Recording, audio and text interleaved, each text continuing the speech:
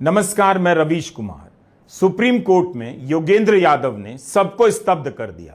उनके तर्कों को सुनकर कोई भी आसानी से समझ सकता है कि बिहार में जिस बुनियाद पर एसआईआर हो रहा है वह क्यों मतदान के सार्वभौमिक अधिकार पर सबसे बड़ा हमला है। सुप्रीम कोर्ट ने भी योगेंद्र को सुना। पहले 10 मिनट दिया, लेकिन योगेंद्र यादव ने आधे घंटे तक अपनी बात रखी। कोर्ट ने भी उनसे सवाल जवाब किए। योगेंद्र ने उन बातों को समेट दिया जो अभी तक की बहसों में बिखर सी गई थीं या प्राथमिकताओं में नीचे चली जा रही थीं। उन्होंने एक सवाल पूछा, बिहार में एसआईआर के दौरान 8 करोड़ वोटर के पास जाने का अभ्यास किया गया और एक नया नाम जोड़ने के लिए नहीं मिला। क्या चुनाव आयोग को एक भी ऐसा नाम नहीं मिला जिससे ड्राफ्ट में जोड़ा जा सकता है? योगेंद्र ने कहा यह जीरो एडिशन है, इंटेंसिव डिलीशन है, रिवीजन नहीं, पूरी तरह अवैध है।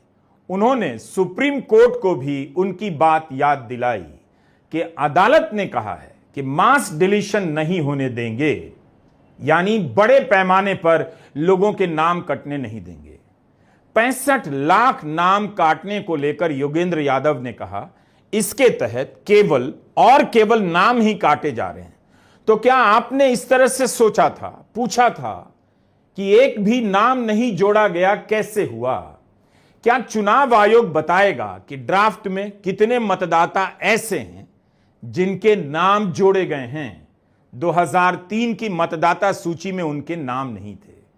योगेंद्र यादव ने एक और सवाल पूछा कि फॉर्म में एक नई कैटेगरी डाली गई है, नॉट रिकमेंडेड की। बीएलओ इसे भरता है। किस आधार पर किसी का नाम गैर प्रस्तावित होता है या प्रस्तावित नहीं किया जाता है, कोई नहीं जानता। कितने लोगों के नाम इस आधार पर काटे गए हैं, इस श्रेणी में काटे गए हैं, किसी को पता नहीं। चुनाव आयोग इस आधार पर यानी नॉट रिकमेंडेड के आधार पर काटे गए वोटर की संख्या बताए, उसे बतानी चाहिए, योगेंद्र ने पूछा।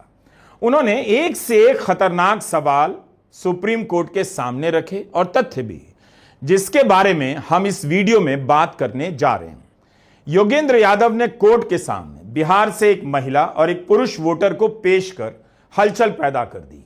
इन दोनों को दिखाते हुए योगेंद्र ने कहा ये दोनों जिंदा हैं, इनके पास एपिक कार्ड है, मगर इनका नाम मरने वालों की सूची में है। इस पर योगेंद्र जैसे ही आगे कुछ और कहते, चुनाव आयोग के वकील राकेश द्विवेदी ने कह दिया यह सब ड्रामा है। कहा कि योगेंद्र यादव इस महिला का नाम अपलोड कर सकते हैं, ड्रामा करने की जरूरत नहीं।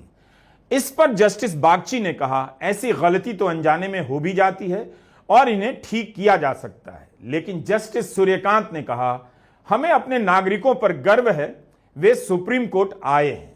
योगेंद्र यादव के बारे में जस्टिस सूर्यकांत ने कहा उन्होंने कुछ तथ्यात्मक बातें रखी हैं। तब चुनाव आयोग के वकील ने कहा हम इस पर जवाब दायर करेंगे। कोर्ट ने कहा इस मुद्दे को ठीक करना होगा, अगर आपने ठीक से नहीं किया तो हम देखेंगे। और फिर कोर्ट ने योगेंद्र यादव का शुक्रिया अदा किया। सुप्रीम कोर्ट को योगेंद्र यादव की तारीफ क्यों करनी पड़ी, क्यों धन्यवाद करना पड़ा? सिर्फ इसलिए नहीं कि उन्होंने 2 ऐसे वोटर को पेश कर दिया जो जिंदा हैं और जिनके नाम मर चुके वोटर की सूची में शामिल हैं, यानी मतदाता सूची से बाहर निकाल दिए गए हैं। बिहार में चल रहे एसआईआर को लेकर सुप्रीम कोर्ट में 12 अगस्त को सुनवाई हुई, 13 अगस्त को भी होगी, लेकिन योगेंद्र यादव ने पूरी बहस बदल दी।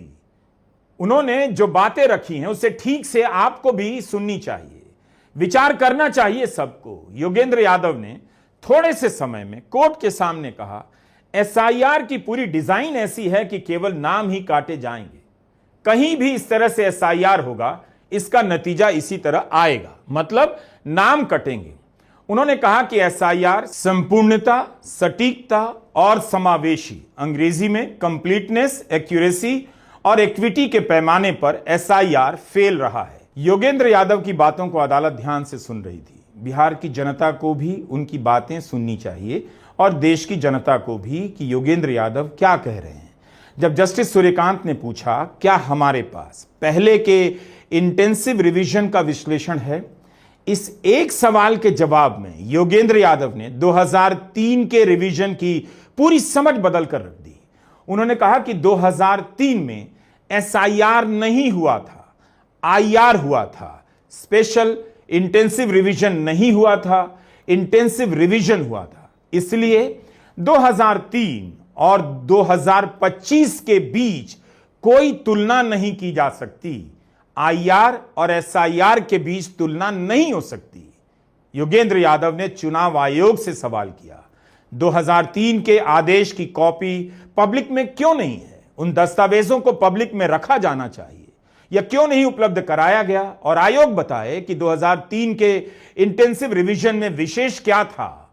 योगेंद्र यादव ने कहा कि दरअसल 2003 से मतदाता सूची का कंप्यूटरीकरण होने लगा था।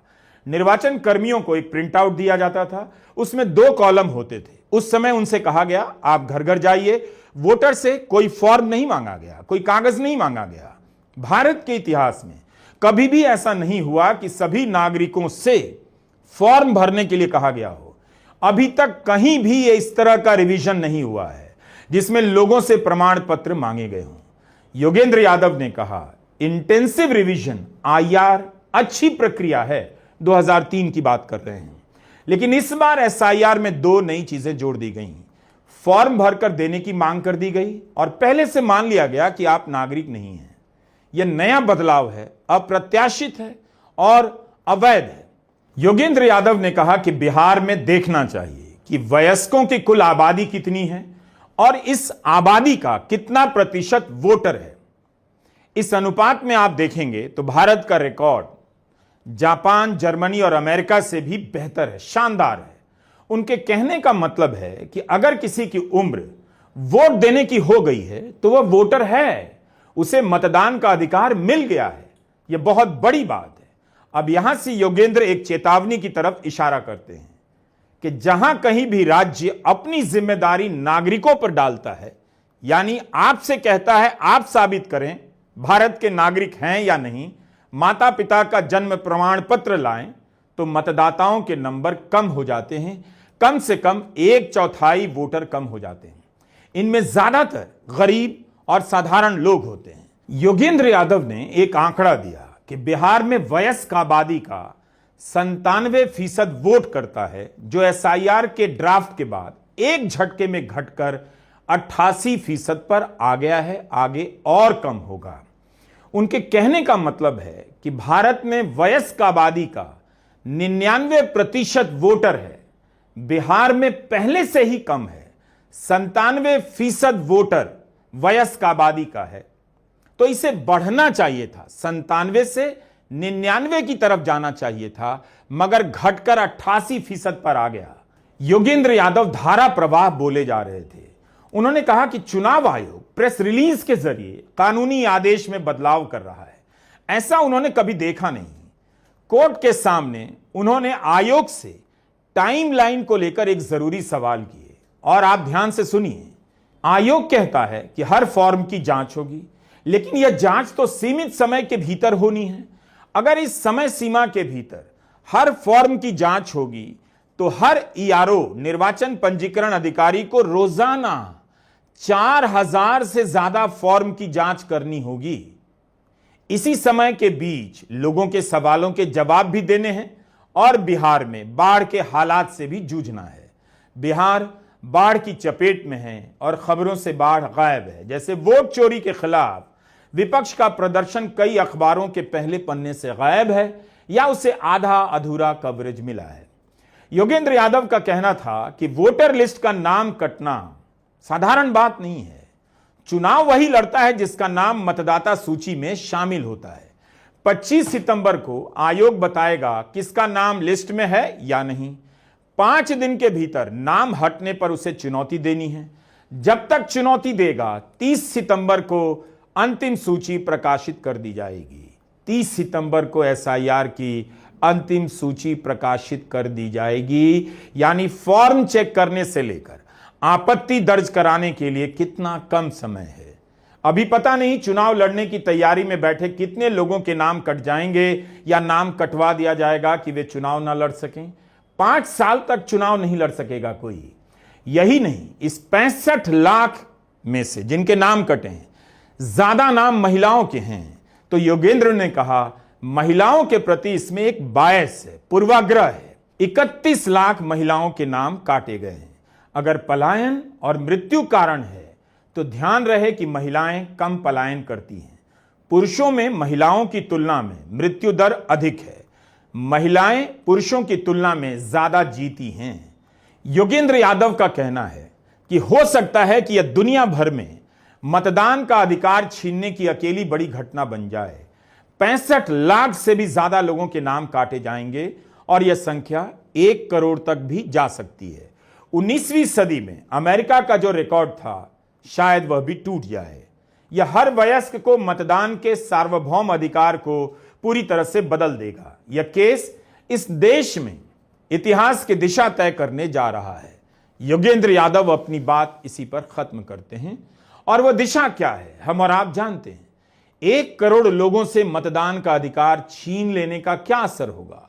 वोटर को इस खतरे में, इसकी चिंता में डाल देने का कि आपका यह अधिकार कभी भी छीना जा सकता है, कितनी बड़ी चिंता है। आपसे फॉर्म भरने के नाम पर, आपसे प्रमाण पत्र मांगने के नाम पर आपकी रातों की नींद छीन ली जा रही है। बिहार में SIR का अभ्यास आपके वोट करने के अधिकार पर अंतिम प्रहार की आशंकाओं से लैस है। भारत का चुनाव आयोग इस तरह से क्यों काम कर रहा है कि लोग अपने मतदान के अधिकार को लेकर आश्वस्त ना रहें, आशंकित हो जाएं कि वह अधिकार सुरक्षित है या नहीं। उन्हें क्यों चिंता होनी चाहिए कि उनका नाम रहेगा या कट जाएगा?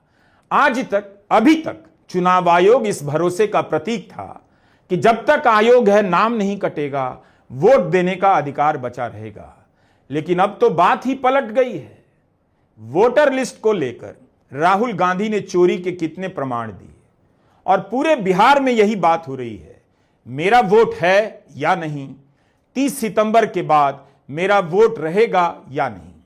योगेंद्र यादव आज जनता के वकील बनकर अदालत में खड़े थे।